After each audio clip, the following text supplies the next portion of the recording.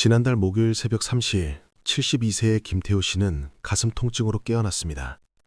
식은 땀이 흘렀고 숨이 가빠졌으며 무언가 심상치 않았습니다. 아내를 깨워 병원에 가야 할 것 같다고 말했습니다. 문제는 병원까지 거리였습니다. 김태호 씨가 사는 곳은 한적한 시골이었고 가장 가까운 종합병원까지 차로 40분이 걸렸습니다. 새벽이라 택시도 접기 어려웠고 구급차를 불렀지만 도착하기까지 시간이 필요했습니다. 구급차가 도착했을 때는 이미 30분이 지난 후였습니다. 병원까지 가는 동안 김태호 씨의 상태는 악화되었고 응급실에 도착했을 때는 의식이 흐려졌습니다. 의사는 급히 응급처치를 시작했고 다행히 김태호 씨는 목숨을 건졌습니다. 하지만 의사는 경고했습니다. 조금만 늦었어도 위험했다고. 심근경색은 골든타임이 중요한데 병원까지 오는 시간이 너무 오래 걸렸다고 말입니다. 김태호 씨는 그날 이후 결심했습니다. 이사를 가야겠다고. 병원 가까운 곳으로 옮겨야겠다고 말입니다. 아무리 공기 좋고 조용해도 응급 상황에서 병원이 멀면 소용없다는 걸 뼈저리게 깨달았습니다. 여러분은 혹시 병원과의 거리를 고려해 보신 적이 있으십니까? 지금 사시는 곳에서 가장 가까운 종합병원까지 얼마나 걸리십니까? 오늘 이 이야기를 끝까지 들으신다면 왜 노년에는 병원 밀집 지역에 살아야 하는지 절시 이해하실 수 있을 것입니다. 첫 번째 장, 골든타임을 놓친 사람들. 68세의 박영수 씨는 작년 겨울 뇌졸중으로 쓰러졌습니다. 집에서 쓰러졌을 때 아내가 즉시 구급차를 불렀지만 병원까지 1시간이 걸렸습니다. 뇌졸중은 3시간 안에 치료해야 후유증을 최소화할 수 있습니다. 하지만 박영수 씨는 병원에 도착하기까지 너무 오래 걸렸고 치료 시기를 놓쳤습니다. 결과는 참담했습니다. 박영수 씨는 반신마비가 왔고 말도 어눌해졌으며 휠체어 생활을 해야 했습니다. 의사는 말했습니다. 만약 1시간 일찍 왔다면 결과가 달랐을 거라고. 골든타임이 그만큼 중요하다고 설명했습니다. 박영수 씨의 아내는 후회했습니다. 전원 생활을 꿈꾸며 시골로 이사한 것이 잘못이었다고, 병원 가까운 곳에 살았어야 했다고 자책했습니다. 박영수 씨의 경우만이 아닙니다. 많은 노인들이 비슷한 경험을 합니다. 응급 상황에서 병원이 멀어서 골든타임을 놓치고 회복 불가능한 후유증을 안고 살아갑니다. 65세의 최동수 씨는 다행히 병원 근처에 살고 있습니다. 집에서 걸어서 10분 거리에 대학병원이 있습니다. 최동수 씨는 말합니다. 이 병원 때문에 이 동네를 선택했다고, 나이 들수록 병원 거리가 가장 중요하다고 강조합니다. 실제로 최동수 씨는 작년에 심장 이상으로 응급실에 간 적이 있습니다. 증상이 나타나고 15분 만에 병원에 도착했고 즉시 치료를 받아 큰 문제 없이 회복했습니다. 최동수 씨는 말합니다. 만약 병원이 멀었다면 어떻게 됐을지 모른다고, 병원 가까이 사는 게 생면보험이라고 설명합니다. 두 번째 장, 정기검진의 편리함. 70세의 이정희 씨는 당뇨와 고혈압이 있습니다. 한 달에 한 번씩 병원에 가서 약을 받고 3개월에 한 번씩 검사를 받아야 합니다. 이정희 씨가 예전에 살던 곳은 병원까지 버스로 1시간이 걸렸습니다. 병원 가는 것 자체가 큰일이었고 하루를 다 잡아먹었으며 몸이 힘들었습니다. 그런데 1년 전 병원 근처로 이사한 후 삶이 달라졌습니다. 병원까지 걸어서 10분이면 갑니다.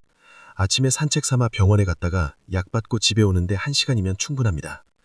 이정희 씨는 말합니다. 병원 가는 게 부담스럽지 않으니 몸에 이상이 생기면 즉시 간다고. 예전에는 참다가 큰일 날 뻔한 적도 있었다고 설명합니다. 갈등의 시작. 하지만 많은 사람들이 망설입니다. 67세의 한미란 씨도 그랬습니다. 시골집이 좋았고 공기도 맑았으며 텃밭도 가꿀 수 있었습니다. 병원이 멀다는 걸 알았지만 건강하니까 괜찮을 거라고 생각했습니다. 하지만 나이가 들면서 병원 갈 일이 늘어났습니다. 무릎이 아파서, 혈압 때문에, 눈 검사 때문에 자주 병원에 가야 했습니다. 매번 왕복 2시간이 걸렸고 택시비도 만만치 않았으며 무엇보다 체력적으로 힘들었습니다. 한미란 씨는 고민에 빠졌습니다. 이사를 가야 하나. 하지만 살던 집을 떠나기는 아쉽고 병원 근처는 집값도 비싸고 어떻게 해야 할지 막막했습니다. 즉각적인 반응. 그러던 어느 날 한미란 씨의 남편이 쓰러졌습니다. 갑작스러운 복통으로 응급실에 가야 했는데 구급차가 도착하기까지 40분이 걸렸습니다. 병원에 도착해서 검사한 결과 맹장염이었고 수술이 필요했습니다. 다행히 수술은 성공했지만 의사는 경고했습니다. 조금만 늦었어도 맹장이 터져서 복막염이 생길 뻔했다고, 위험한 상황이었다고 말입니다. 한미란 씨는 그날 결심했습니다. 더 이상 미룰 수 없다고, 남편의 건강과 생명이 집보다 중요하다고 판단했습니다. 석 달 후 한미란 씨 부부는 병원 근처로 이사했습니다. 세 번째 장, 전문의를 쉽게 만날 수 있는 장점. 72세의 정수미 할머니는 여러 가지 질병을 앓고 있습니다. 심장 전문의, 정형외과, 안과, 치과 등 여러 과를 다녀야 합니다. 정수미 할머니가 병원 밀집 지역에 사는 이유는 간단합니다. 한 곳에서 모든 진료를 볼 수 있기 때문입니다. 대학병원에는 모든 진료과가 있고 전문의들이 많으며 최신 장비도 갖춰져 있습니다. 정수미 할머니는 한 달에 한 번 병원에 가서 여러 과를 돌아다닙니다. 아침에 심장내과 진료를 보고 점심 먹고 정형외과에 가며 오후에 안과 검진을 받습니다. 하루 만에 모든 걸 해결할 수 있습니다. 정수미 할머니는 말합니다. 병원 가는 게 부담스럽지 않으니 몸에 이상이 생기면 즉시 간다고, 예전에는 참다가 큰일 날 뻔한 적도 있었다고 설명합니다. 네 번째 장, 재활치료의 중요성. 68세의 송기철 씨는 작년에 무릎 수술을 받았습니다. 수술 후 재활치료가 중요했는데 병원 근처에 살아서 매일 물리치료를 받을 수 있었습니다. 재활치료는 꾸준함이 생명입니다. 일주일에 두어 번이 아니라 매일 해야 효과가 있습니다. 송기철 씨는 매일 아침 병원 재활센터에 가서 1시간씩 치료를 받았고 덕분에 빠르게 회복했습니다. 의사는 칭찬했습니다. 매일 성실하게 재활치료를 받아서 회복이 빠르다고. 보통 노인들은 병원이 멀어서 재활을 소홀히 하는데 송기철 씨는 모범적이라고 말입니다. 송기철 씨는 말합니다. 병원 근처에 살지 않았다면 매일 재활치료를 받을 수 없었을 거라고, 지금처럼 회복되지 못했을 거라고 감사합니다. 클라이맥스, 생명을 구한 거리. 75세의 윤석진 씨는 심정지로 쓰러진 적이 있습니다. 집 근처 슈퍼마켓에서 갑자기 의식을 잃고 쓰러졌습니다. 다행히 슈퍼주인이 즉시 구급차를 불렀고 병원이 5분 거리에 있어서 구급차가 금방 도착했습니다. 응급구조사가 현장에서 심폐소생술을 시작했고 5분 만에 병원 응급실에 도착했습니다. 의료진은 즉시 응급처치를 했고 윤석진 씨는 기적적으로 살아났습니다. 의사는 말했습니다. 심정지 후 4분 안에 심폐소생술이 시작되고 10분 안에 병원에 도착한 게 생명을 구했다고, 병원이 가까워서 살았다고 설명합니다. 윤석진 씨의 가족들은 울며 감사했습니다. 병원 근처로 이사한 게 아버지 목숨을 구했다고, 만약 시골에 살았다면 돌아가셨을 거라고 말입니다. 다섯 번째 장, 약국과 의료기계 상점의 편리함. 65세의 조영호 씨는 혈압약을 매일 먹어야 합니다. 가끔 약이 떨어지는데 병원 근처에 살면 약국이 많아서 편리합니다. 조영호 씨는 집 주변에 약국이 5개나 있습니다. 한 곳이 문을 닫아도 다른 곳에 갈 수 있고 급할 때는 24시간 약국도 이용할 수 있습니다. 또한 의료기계 상점도 가깝습니다. 혈압계가 고장나거나 지팡이가 필요하거나 보조기구를 사야 할 때 즉시 구할 수 있습니다. 조영호 씨는 말합니다. 시골에 살 때는 약국 하나 찾기도 어려웠다고, 의료기계는 인터넷으로 주문해야 했다고 설명합니다. 여섯 번째 장, 응급실의 중요성. 70세의 한복순 할머니는 밤에 갑자기 아플 때가 많습니다. 나이가 들면서 몸이 예민해졌고 작은 증상에도 불안해집니다. 한복순 할머니가 병원 근처에 사는 이유는 응급실 때문입니다. 밤에 증상이 생기면 즉시 응급실에 갈 수 있습니다. 걸어서 10분 거리라 택시를 부르지 않아도 되고 가족이 부축해서 갈 수 있습니다. 실제로 한복순 할머니는 지난달 새벽에 어지럼증으로 응급실에 간 적이 있습니다. 검사 결과 큰 문제는 없었지만 안심할 수 있었습니다. 만약 병원이 멀었다면 밤새 불안해하며 아침을 기다려야 했을 것입니다. 한복순 할머님은 말합니다. 응급실이 가까이 있다는 것만으로도 마음이 편하다고, 언제든 갈 수 있다는 안정감이 크다고 설명합니다. 일곱 번째 장, 동반질환 관리. 63세의 정대수 씨는 당뇨와 고혈압, 고지혈증을 함께 앓고 있습니다.